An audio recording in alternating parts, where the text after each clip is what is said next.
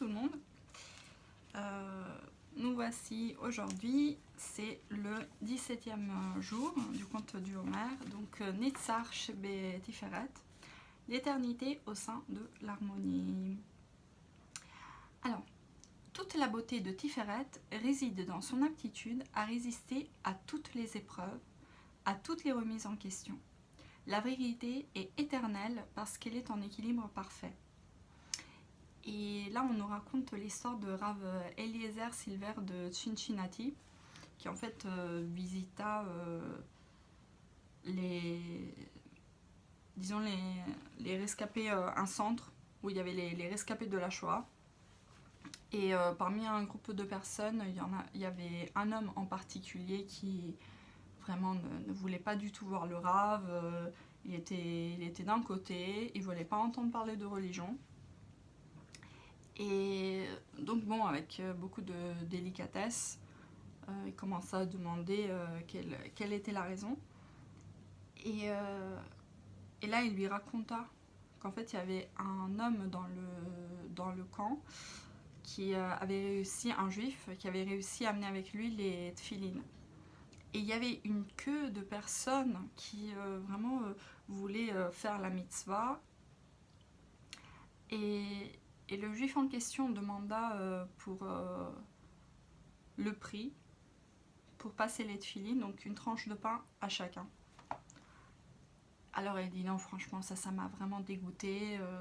Après ça, j'ai dit non, mais ça y est, moi, la religion, c'était si horrible.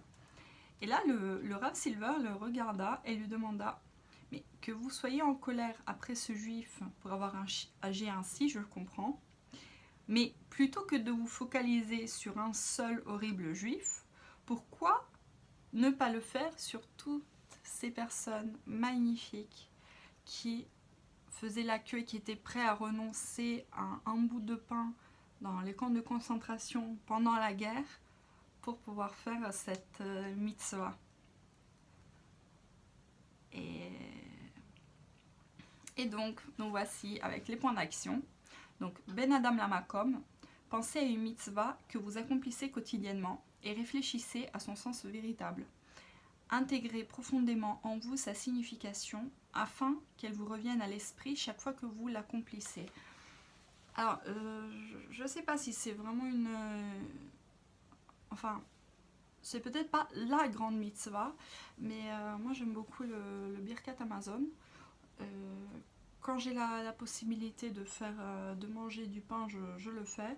Et vous savez, nous les filles, on est souvent, voilà, il y a les régimes. La première chose qu'on nous fait couper, ce sont le pain et les pâtes.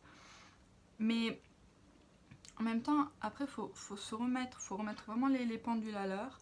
Dire non, mais nous avons la chance d'être dans la bonne partie du monde, où on ne manque pas de nourriture, où en trouvant l'équilibre parfait, je pense qu'il y a de la place pour les 58 grammes de pain pour faire Birkat, pour remercier Hachem. Et oui, c'est ça. Après, il y a les brachot du quotidien aussi. C'est pas Boré Nefashot, qui est magnifique comme bracha.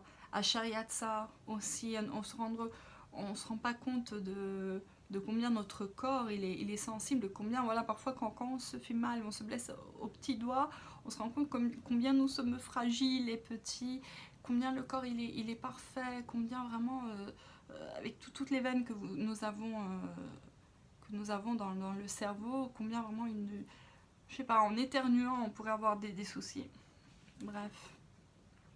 Avec les autres, tentez de faire la paix entre des personnes en trouvant un compromis. Créez un nouveau degré de vérité en découvrant la véracité inhérente à deux arguments qui s'opposent. Bon. Avec soi-même, essayez de trouver un aspect positif à une situation négative que vous avez traversée au cours de votre vie.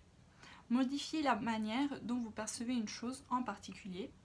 Mettez au point un rajustement permanent de brillance pour les situations noires. Et là, la citation du jour, c'est: plutôt que de vous focaliser sur un seul horrible juif, Pourquoi ne pas le faire sur tous ces juifs magnifiques?